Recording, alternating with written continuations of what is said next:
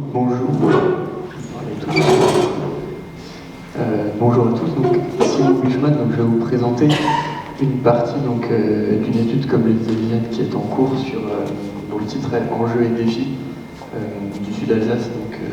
Ça va traiter l'étude traite de nombreuses thématiques. Maintenant, on va pas, dans le cadre de cet avant-midi, on va balayer de manière très succincte, pas forcément rentrer dans le détail, mais donner quelques éléments qui me semblent pertinents par rapport au sujet de l'attractivité du territoire. Donc pour cela, il y a plusieurs éléments. En 2021, 2023, 2024, la presse a relayé des résultats d'une étude qui mettait en tête Mulhouse dans un classement qui répertorie les villes attractives, en croisant notamment des indicateurs liés à l'emploi, liés à l'immobilier. En voyant ces éléments, sur lesquels notamment la presse peut se féliciter, les élus locaux peuvent se féliciter, je me suis interrogé un petit peu d'aller plus loin et de regarder si est-ce que cette situation qui est propre à Mulhouse rayonne à l'échelle du Sud-Alsace, et surtout, est-ce que les éléments qu'elle traite peuvent suffire à définir le territoire du Sud-Alsace comme étant lui-même attractif, ou est-ce qu'il n'y aurait pas besoin, une nécessité d'aller plus loin, de creuser plus loin dans les thématiques pour vraiment définir un territoire comme étant attractif.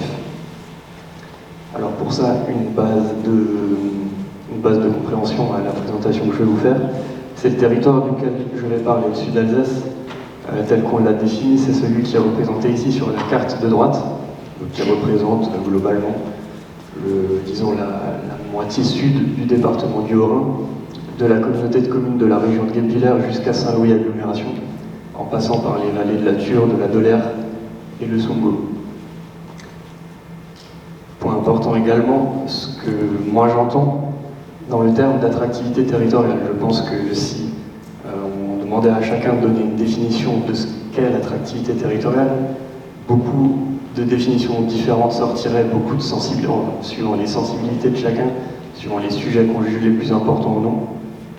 Mais pour synthétiser tout ça, moi j'ai défini ça comme le fait de faire venir sur le territoire, mais aussi une notion importante et que souvent on va peut-être oublier, aussi le fait de maintenir sur le territoire. Alors que ce soit de la population, que ce soit des entreprises, que ce soit des investisseurs, que ce soit des activités culturelles, des talents de recherche ou même culturels. Toutes ces choses, pour moi, et dans la manière dont je traiterai le sujet et dont ce sera traité aussi dans l'étude qui sera publiée prochainement, se reflètent à cette notion-là, l'attractivité territoriale. Alors je traiterai le sujet selon trois petits temps. Dans un premier temps, je vous présenterai trois éléments qui me paraissent comme des supports dans le Sud-Alsace à l'attractivité territoriale. Donc des éléments factuels de diagnostic qui placent le territoire du Sud-Alsace comme pouvant bénéficier d'éléments qui le rendent attractif. Dans un second temps, je vous parlerai plutôt d'éléments également issus de diagnostics et d'études de données qui me semblent importants en matière d'enjeux, de dynamiques en cours, qui elles sont à observer pour la suite pour voir si est-ce que du coup, oui, on est dans un territoire attractif ou non, et quelles sont justement ces dynamiques qu'il faut prendre en compte pour maintenir cette attractivité. Je terminerai très brièvement sur quelques pistes d'ouverture qui ne sont pas, je le précise d'emblée, qui ne sont pas des solutions clés en main, qui sont juste disons des réflexions qui pourraient être creusées par la suite. Donc dans un premier temps, comme je le disais, trois éléments de support qui me semblent importants pour l'attractivité du Sud-Alsace. La première chose, c'est déjà sa situation. Vous la connaissez comme moi, le Sud-Alsace, au cœur de l'Europe, territoire historiquement relativement dynamique, avec différents types d'activités, une situation également frontalière de la Suisse, frontalière de l'Allemagne, et notamment frontalière de l'agglomération de Bâle, une des agglomérations les plus dynamiques économiquement, avec un PIB par habitant parmi les plus élevés, qui permet également au territoire de bénéficier notamment de revenus liés aux travailleurs frontaliers, près de 40 000 juste pour le territoire considéré en Suisse, ce qui se répercute sur la carte que vous voyez sur le côté droit, qui est une moyenne des revenus médians à l'échelle des EPCI. On le voit, les territoires les plus proches de l'agglomération, Saint-Louis agglomération, également la Comcom-Songua avec des niveaux extrêmement élevés, aux alentours de 30 000 euros par unité de consommation, là où la moyenne française ou de la région sont sensiblement équivalentes à environ 23 000 euros. On a une petite dégressivité, forcément, quand on remonte vers le nord du territoire, on a tout de même cet attrait-là, je vous apprends rien, vers la métropole valoise, de ce point de vue-là. Second élément et second support, son accessibilité. Le Sud-Alsace, c'est 530 000 habitants environ, mais c'est aussi un réseau de transport et d'accès à toutes échelles extrêmement développé. Je pense que peu de territoires aujourd'hui de cette envergure peuvent se targuer d'avoir un aéroport international qui est, alors de mémoire, en termes de voyageurs, 5e ou 6e, en excluant les aéroports parisiens en termes de trafic de passagers. De la même manière par rapport au trafic de fret, de marchandises, de ports sur un fleuve majeur, une gare TGV, et surtout ce qui nous intéresse aussi sur la carte de droite, une desserte TER extrêmement forte, extrêmement dynamique, et surtout en croissance depuis maintenant 30 ans, de manière très importante. Vous voyez les points en vert foncé et en bleu, représentent chacun une gare et leur niveau de développement depuis 30 ans. Ceux qui sont en vert, on a eu un niveau d'offre qui a augmenté de plus de 100% depuis 1996. Ceux qui sont en bleu, c'est en 50 et 100%, donc un développement vraiment très fort pour le territoire, une desserte très efficace. Encore une fois, peu de territoires peuvent se targuer d'avoir une desserte, une accessibilité telle que celle qu'a le Sud-Alsace, ce qui lui donne forcément des éléments qui vont dans le sens d'une attractivité. Enfin, c'est plus local, c'est plus de la desserte, mais également 2 autoroutes, 3 eurovéloroutes. De mémoire, il me semble que c'est la seule région à l'échelle de l'Europe qui dispose de ces éléments. Enfin, troisième point, le Sud-Alsace, c'est aussi un cadre de vie extrêmement diversifié, qu'on soit dans l'agglomération de Bâle ou dans le calme des villages du Songo, qu'on soit dans les vallées vosgiennes ou dans la plaine d'Alsace, énormément de diversité, énormément de choses différentes, une identité, un patrimoine, beaucoup de choses qui aussi font une image, une marque pour le territoire, qui lui confère aussi, en termes de niveau de qualité de vie, mais aussi en termes d'attractivité pour des touristes, pour des visiteurs, une certaine attractivité. Donc dans un premier temps, c'est un petit panel relativement positif du territoire. Maintenant, il me semble qu'il y a également des enjeux qui sont plus liés à des dynamiques en cours et sur lesquels on doit absolument être attentif. Le premier, et je l'ai appelé le défi démographique. On voit sur la carte de droite, globalement, vous avez en vert les territoires qui ont connu une croissance démographique entre 2016 et 2022, en jaune et en orange, ceux qui ont connu une baisse de leur population. Comme on le voit, encore une fois, plus on se rapproche de la frontière suisse, de l'agglomération bâloise, plus le dynamisme est marqué. Plus 7,3, l'augmentation de la population sur la période. Pour Saint-Louis agglomération, au global, sur le Sud-Alsace, on reste positif, mais dans une ampleur bien plus, je dirais, modérée. Ce qui va nous intéresser, au-delà de ça, c'est les bateaux qui sont aussi représentés, orange et bleu. Comme vous le savez, l'évolution de la population est liée à l'évolution de deux choses, du solde naturel et du solde migratoire. Le solde migratoire est représenté ici en orange, et il me semble être un élément révélateur intéressant de l'attractivité d'un territoire. Dans ma définition initiale, je vous disais, l'attractivité, c'est certes, c'est faire venir, mais c'est aussi maintenir. Aujourd'hui, au global Sud-Alsace, le solde migratoire reste légèrement positif, mais si on regarde dans le détail, au niveau de Saint-Louis, on est à, je vois pas très bien, près de 4700 individus dans le solde qui est positif. Si on faisait la même étude sans Saint-Louis agglomération, on serait très largement déficitaire. C'est-à-dire qu'on a plus de personnes entre 2016 et 2022 qui ont quitté le territoire que de personnes qui sont venues s'y installer. forcément, on peut se poser la question, est-ce que du coup, d'une manière globale, si le Sud-Alsace reste positif sur son sol migratoire d'une manière globale, est-ce que c'est le Sud-Alsace qui est lui-même attractif, ou est-ce qu'au final, c'est Saint-Louis agglomération qui, elle, est vraiment attractif? Tout est une question d'échelle. Deuxième élément, toujours sur le niveau démographique, en bleu, le sol naturel, alors là, il est positif de manière plus importante, mais avec une population vieillissante. Vous le voyez sur le graphique sur la gauche. Le temps passant, sur le graphique, vous avez la colonne orange, qui représente l'année 2006, en bleu 2011, en vert 2016 et en rose 2022. À chaque fois, vous avez une évolution du volume de chaque tranche d'âge. On le voit, les tranches d'âge jeunes, 0,14, 15-29, 30-44 ans, ont tendance à baisser au profit des classes les plus âgées, 60-74 ans, 75 ans et plus. Une dynamique de vieillissement en cours. Celle-là, elle est bien connue, elle n'est pas propre au Sud-Alsace, elle est globalement assez nationale. Et ça a pour conséquence plusieurs choses. On a d'un côté moins de tranches jeunes, c'est potentiellement moins de tranches qui sont en âge d'avoir des enfants.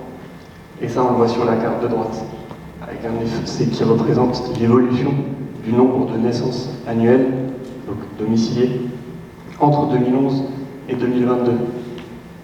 Et là, les pertes sont relativement conséquentes. On est globalement autour de 20% pour quasiment l'intégralité des territoires. Sauf, encore une fois, Saint-Louis agglomération, presque à l'équilibre. Et à l'opposé, le territoire de la vallée de Saint-Amartin avec une baisse de 40% du nombre de naissances sur la période. Et une période de 10 ans. Une période de 10 ans qui est relativement courte. Second élément, et là je reviendrai sur mon introduction, le défi économique, et je vais un petit peu accélérer. L'évolution de l'emploi privé aujourd'hui, territoire attractif, on ne sait pas. Le fait est que le nombre d'emplois privés en 20 ans, c'est une baisse de 8% avec beaucoup d'hétérogénéité selon les territoires. Si on rentre un petit peu plus dans le détail, au niveau de l'emploi par secteur, encore une fois, beaucoup d'hétérogénéité. Si on voit que l'emploi industriel a connu une baisse de 25% en 20 ans, des chiffres très importants, c'est une partie de ces emplois ont pu être remplacés par des services collectifs notamment, un petit peu par des services marchands. Mais ça pose la question, par rapport à l'étude que j'ai abordée en introduction, qui prend en compte notamment le nombre d'emplois disponibles, mais qui ne s'interroge pas forcément sur le type d'emploi, sur la qualité de l'emploi qui est proposé, si ces emplois eux-mêmes sont source de richesse, de plus-value pour les territoires. Et ça, c'est une question aussi d'attractivité qui peut se poser. Enfin, et je passerai très rapidement là-dessus, le logement, comme je le disais tout à l'heure, une population qui vieillit, c'est une population qui va avoir des besoins différents en termes d'adaptation au logement, mais également en termes d'accès aux services et à énormément de choses.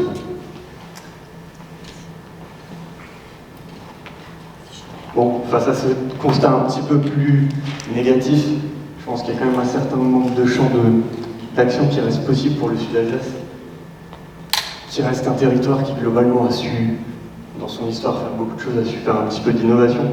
On l'a vu plus récemment avec des éléments, en utilisant des éléments anciens pour développer de l'industrie d'aujourd'hui, ou en tout cas de l'activité économique qui répond aux besoins d'aujourd'hui, avec l'exemple de Kilomètre Zéro en est un, avec des entreprises, des activités plutôt du digital, du numérique, qui correspondent plus à des dynamiques économiques, à des besoins identifiés aujourd'hui et pour le futur.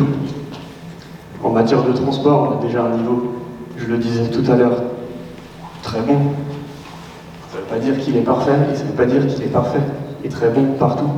On le voit, par exemple, la région de Guebwiller pourrait voir se développer un système de transport différent sur son territoire, source d'innovation également, c'est quelque chose qui ne se fait pas aujourd'hui, mais qui lui-même peut être aussi une source d'attractivité. Deuxième élément, par l'opportunité. des éléments qui peuvent se présenter, qui ne sont pas forcément propres au territoire, mais qui peuvent eux-mêmes rayonner sur le territoire. Le sommet économique, maintenant qui devient annuel, Choose France, permet à des investisseurs économiques de s'implanter sur des territoires, notamment depuis l'étranger vers la France, source d'opportunités pour le sud d'Alsace, pourquoi pas. De même, pour le développement des SERM, les services express régionaux, dont Mulhouse-Bâle notamment, ont été identifiés comme pouvant être un territoire, eux-mêmes encore une fois, pouvant être support au développement encore plus accru de l'accessibilité du territoire. Et enfin, et je vais tranquillement glisser vers la présentation que Stéphane va vous faire. Là, je vous ai parlé d'éléments qui peuvent être très grands, qui peuvent être très politiques, mais je pense qu'il y a aussi un côté plus local, plus fin, sur lequel chacun peut avoir une influence un petit peu plus importante. C'est la composante, je l'ai appelée cadre de vie, avec des éléments comme un dynamisme associatif, comme la mise en place de services à la population, comme une valorisation de l'environnement, je parlais tout à l'heure du cadre de vie du territoire, qui peuvent eux-mêmes être mis en avant, alors qu'ils ne seront pas forcément des éléments qui vont faire venir, on ne va pas venir sur un territoire parce qu'il y a une super troupe de théâtre, mais par contre le fait d'être venu sur le territoire et d'y avoir trouvé un tissu associatif intéressant, des relations sociales, ça c'est des éléments qui peuvent après y faire, pourquoi pas, rester. Et on en verra tout de suite, dans la foulée, je vais laisser la parole à Stéphane, qui en donnera également un exemple un petit peu plus précis sur l'étude qu'il a pu mener dans la vallée de la Dolère. On fait un pas de côté, je dirais, et on descend à une échelle plus locale, au niveau PCI. Et je vais vous présenter justement les résultats de la mission sur les activités culturelles dans les vallées de la Dolère et du Sousbar. Quel potentiel de développement. Donc, dans le cadre de cette démarche, on a plusieurs spécificités par rapport à ce que vous a présenté Simon précédemment. Donc, on a une maille EPCI, là c'est la communauté de communes de la Dolère, c'est une quinzaine de communes, 16 000 habitants à peu près. On traite d'un sujet en particulier en lien avec l'attractivité, qui est la culture. Sachant qu'on est à une échelle très locale, très micro, on s'est vite rendu compte que les bases de données statistiques nationales qui sont disponibles ne sont pas suffisantes et qu'il est nécessaire de produire de l'information à façon au niveau local. Donc là, c'est une spécificité. Et une deuxième grande spécificité aussi, c'est que le travail, il s'est fait en lien étroit avec les élus, les techniciens et le monde associatif pour avoir l'information la plus fine, la plus juste possible à l'échelle locale. Donc nous, dans le cadre de cette mission, on a abordé deux grands points. On nous a demandé de faire un peu l'état des lieux des activités et des acteurs, des partenariats en termes de culture au niveau du territoire de la Dolère et de proposer des pistes de développement qui sont traduites sous la forme de scénarios. Alors tout d'abord, on a défini rapidement on a dû définir ce qu'était la culture. La culture, ça couvre plein de champs, c'est les arts visuels, c'est la photo, les arts plastiques, c'est le spectacle, le théâtre, la gestion des salles, ça peut être la production de films, la projection de films, la télé, la radio, le livre, donc l'édition de livres, la vente, le patrimoine, là je pense à Tristan, le patrimoine c'est un gros morceau de la culture, avec les médiathèques, les bibliothèques, les archives, les musées, la gestion du patrimoine. La culture, c'est également l'enseignement artistique, musique, danse, etc. Et cela couvre également le champ de l'architecture et de la publicité. Donc le spectre est assez large et nous, on a réalisé un diagnostic en prenant en compte cette définition qui avait été portée par la PAC. On a fait un petit pas de côté avant de commencer vraisemblablement plus finement le diagnostic. On a regardé quel était le niveau d'intervention des territoires en termes de politique culturelle et on remarquait sur ces diapos qu'au final, au niveau de l'intercommunalité, il y avait peu de dépenses culturelles au niveau de la communauté de communes de la Dolère, moins de 1% par an et par habitant. Mais en fait, ce budget, il est un peu masqué parce qu'il y a des subventions, il y a aussi une politique de subvention à des associations culturelles qui ne sont pas prises en compte en budget culturel. Par contre, au niveau communal, on remarque que Masevaux est plutôt bien placé dans le budget culturel. On a regardé également un petit peu comment se positionnait le territoire par rapport aux équipements, aux activités culturelles, en se calant sur la base permanente des équipements de l'INSEE, la BPE. Donc ce qu'on remarque, c'est que quand on mobilise cette BPE par rapport aux équipements culturels, au niveau de la Comcom de la Dolère, on peut se dire il n'y a pas énormément de choses. Mais en fait, on a une situation qui est un peu particulière au niveau de ce territoire, puisqu'il est ceinturé d'intercommunalités ou de communes qui disposent d'équipements culturels assez importants, comme Taxernel, il y a un cinéma, il y a des musées, il y a une médiathèque. Sur Guépillère, on a également les Dominicains, le musée Théodore Deck, le musée à Souls, une salle de spectacle également sur Souls. Oups, qu'est-ce qui s'est passé? Sur Altkirch, on a également une salle de spectacle, on a également, excusez-moi pour ce désagrément, sur Altkirch, on a également une salle de spectacle, on a un musée. Sur Belfort, on est un peu dans la même situation. Donc on remarque que le territoire est entouré d'intercommunalités bien équipées et on peut se dire, notre communauté de communes de la Dolère, au final, elle a peu d'équipements culturels, il n'y a pas grand-chose. Et en fait, c'est pas vrai du tout, parce qu'on a travaillé un peu plus finement et on a approfondi le diagnostic en rentrant vraiment dans les thématiques plus finement, produisant de la donnée à façon. Alors tout d'abord, au niveau du livre, on peut se dire, chouette, on a 4 bibliothèques, mais elles sont rarement ouvertes, c'est quelques heures par semaine, sauf celle de Masvaux qui est ouvert 27 heures par semaine, alors que la bibliothèque, le livre, c'est vraiment l'un des points les plus importants d'une politique culturelle. Et ce qui est le plus criant, c'est vraiment l'absence de médiathèque. C'est le principal point noir en termes d'offres culturelles. Toutes les intercommunalités voisines disposent d'une médiathèque et la communauté de communes de la Dolère n'est pas équipée. Au niveau du patrimoine, on a fait un travail de recensement des monuments historiques, des musées présents, des promenades patrimoniales. Ce qu'on remarque, c'est que globalement, au niveau de la communauté de communes, on a un bon maillage de sites d'intérêt patrimoniaux. Il y en a un petit peu dans tout le territoire. Et on a Masvaux-Niederbrück qui présente une forte concentration de monuments historiques, de salles de spectacle, de musées. Donc on est vraiment dans une situation favorable. Par contre, souvent ce patrimoine est peu mis en valeur, notamment au niveau des musées qu'il y a sur le territoire. On a des musées qui manquent d'éclat, notamment la Maison du patrimoine de Masvaux.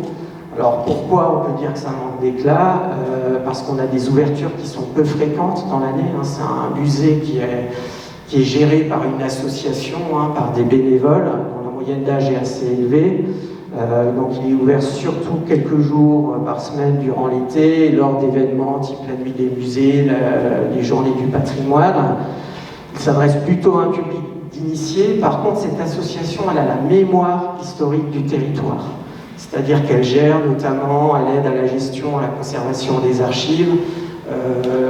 C'est pas forcément structuré au niveau de l'intercommunalité et du coup la Maison des patrimoines fait ce travail-là.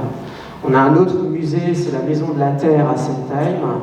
Là, c'est plus un musée qui est un peu ancien, qui mériterait d'être modernisé. Par contre, l'objectif, c'est de cibler un peu tous les publics, des plus jeunes aux plus âgés, et d'organiser des visites, notamment sur le sentier géologique. Et cette Maison de la Terre, elle a deux personnels permanents et un certain nombre de bénévoles également. Au niveau de la culture, quand on parle culture, on pense à salles aussi. Et donc on a fait un travail de recensement entre les salles culturelles, les salles polyvalentes, les autres salles communales, associatives, sportives. Et ce qu'on remarque, c'est qu'à l'échelle de l'intercommunalité, c'est que toutes les communes sont équipées de salles et que Masvaux regroupe 40% de la capacité en nombre de places au niveau de l'intercommunalité. Donc c'est vraiment une force. Et ces salles, elles sont la plupart du temps équipées d'une scène, donc ce qui permet d'accueillir des manifestations type théâtre, type spectacle de danse, au-delà de l'aspect purement festif. Par contre, qui dit salle, dit problème d'entretien, dit problème de mise aux normes, dit problème de gestion et coûts associés. On a vraiment deux grandes salles emblématiques sur Masevaux, le cercle Saint-Martin et la Grange Buclé. Donc le cercle Saint-Martin, ça existe depuis une centaine d'années, c'est 400 places. Et cette salle appartient à l'association et est gérée par l'association. Donc qui se retrouve souvent face à des problèmes de gestion financière, des problèmes de mise aux normes et des problèmes aussi de temps pour monter des dossiers de subvention, etc. Les bénévoles n'ont pas forcément les compétences pour monter un dossier d'aide par rapport à des problématiques d'isolation, par rapport à des mises aux normes PMR. La Grange Buclé, alors là c'est un cadre assez extraordinaire, hein, ça ressemble un petit peu à un hangar en bois. C'est un bâtiment qui appartient à la commune de Masevaux et qui est géré, qui est animé également par une association et qui présente un niveau de fréquentation assez important. Et on s'est amusé justement à regarder le rayonnement, d'où venaient les personnes qui fréquentent la Grange Buclé sur une période de l'année 2023, et on remarque que ce rayonnement recouvre tout le sud Alsace, et on a sellement 30% des visiteurs de la Grange qui viennent de l'intercommunalité. Donc on remarque bien qu'il y a un rayonnement très très large. Par contre, les événements, la culture, elle est essentiellement portée par le monde associatif. Là, c'est ce qu'on peut voir. Donc on a un maillage associatif qui est très très fort dans la vallée de la Dolère, notamment orienté théâtre, spectacle, et ces associations portent notamment des événements culturels comme un burn-out le haut avec une promenade artistique. Et en fait, le monde culturel vit par ces associations et ces événements. Et là, on avait cartographié justement le nombre d'événements réalisés sur l'année 2023. Et on remarque qu'ils se concentrent principalement à Masevaux et ils sont essentiellement portés par le monde associatif. Donc on ne peut pas parler culture sans parler musique. Donc on a un territoire qui dispose de 2 écoles de musique, ce qui est vraiment un atout aussi pour une intercommunalité de 16 000 habitants. Et ces 2 écoles de musique, elles couvrent l'ensemble, elles drainent des élèves à l'échelle de l'ensemble de la communauté de communes, mais pas que, notamment les Mélodies de la Dolère qui sont basées à Burnout-le-Haut. Cette école de musique draine également des jeunes venant du nord de la communauté de communes Sud-Alsace-Largue. Donc, ce qui lui permet également de bénéficier d'aide de cette intercommunalité.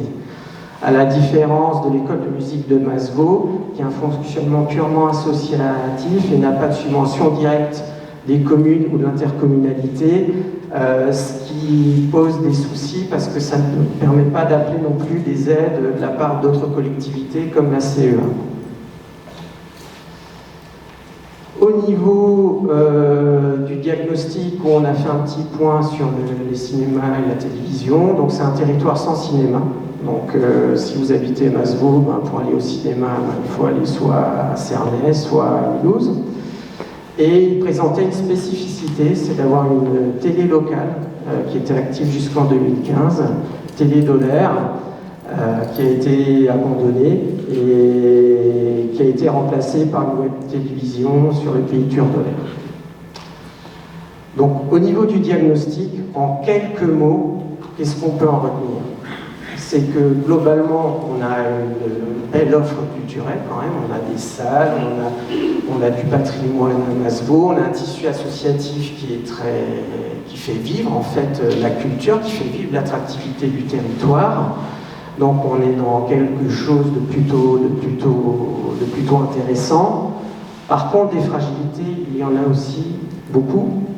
Alors le monde associatif, c'est une force, mais c'est aussi une faiblesse. C'est-à-dire que le monde associatif dépend du bon vouloir des bénévoles et dépend également de la capacité des associations à trouver de nouveaux bénévoles. Et on est plus sur une dynamique de vieillissement et de réduction des effectifs dans les associations. Donc ça, c'est un premier problème. Et un deuxième problème, c'est que les associations ont tendance à intervenir au niveau de leur association et du coup, on a des initiatives qui sont assez fragmentées. En termes de fragilité, l'une des grosses fragilités du territoire, c'est de ne pas disposer de médiathèque. C'est un gros point noir. Et il y a un enjeu également par rapport à un patrimoine de salles à mieux gérer. Je dirais, le territoire a pas mal de cartes en main, mais il pourrait renforcer justement son attractivité culturelle. Et c'est sur cette base-là qu'on a proposé plusieurs scénarios. Je ne vais pas rentrer dans le détail des actions qu'on a pu proposer, mais plusieurs scénarios d'ambition possibles qui peuvent s'additionner. Et le premier scénario de développement des activités culturelles, ce serait de mieux faire connaître, de renforcer et de mettre en réseau l'offre culturelle existante. C'est-à-dire que les fondamentaux sont bons. Par contre, on n'a pas vraiment de feuille de route qui est clairement établie aujourd'hui. Donc il y a un enjeu aussi de communication de cette offre culturelle, un enjeu de mise aux normes des salles, il y a un enjeu de travailler avec les associations culturelles, de candidater à des appels à projets, etc. Et l'un des enjeux, c'est vraiment, dans ce scénario-là, c'est d'animer, d'assister les acteurs associatifs du territoire avec une personne dédiée au niveau de l'intercommunalité. Et au jour d'aujourd'hui, il y a une personne qui, donc une partie de ces missions consiste à effectivement animer tout ce tissu, à aider les associations à monter des dossiers de subvention, des dossiers de travaux par rapport à des problématiques de mise aux normes. Alors il y a également des exemples qui sont intéressants. Ça avait rencontré un intérêt au niveau de l'intercommunalité. C'est l'orchestre à l'école. C'est un partenariat entre une commune ou un territoire, une école de musique et une école pour mettre en place des dispositifs d'apprentissage de musique et d'orchestre à l'école. Le deuxième scénario, il peut être complémentaire au scénario 1, c'est organiser un événement culturel de grande ampleur, développer l'attractivité. Ça peut couvrir des champs différents. Donc là, c'est au territoire de définir un petit peu son thème au niveau de l'événement, ainsi que le lieu. Là, on a un exemple d'un festival de théâtre dans une petite commune, c'est Vaucluse, 84 là-dedans. Oui, on a bientôt fini, dans 2 minutes. Donc voilà, il y a... Alors, on peut se dire, ces grands événements, ça pourrait être intégralement supporté par le monde associatif. Oui, le monde associatif peut apporter des idées, peut mobiliser des bénévoles, mais pour organiser un événement de grande ampleur, il est nécessaire que la collectivité s'implique aussi, notamment par rapport aux aspects logistiques, par rapport à des aspects stationnement, etc.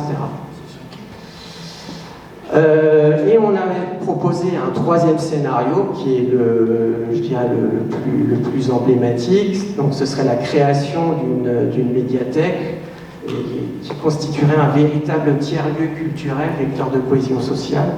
C'est-à-dire qu'il ne s'agirait pas de faire une bibliothèque pour faire une bibliothèque. Aujourd'hui, les bibliothèques ont tendance à évoluer dans leur conception.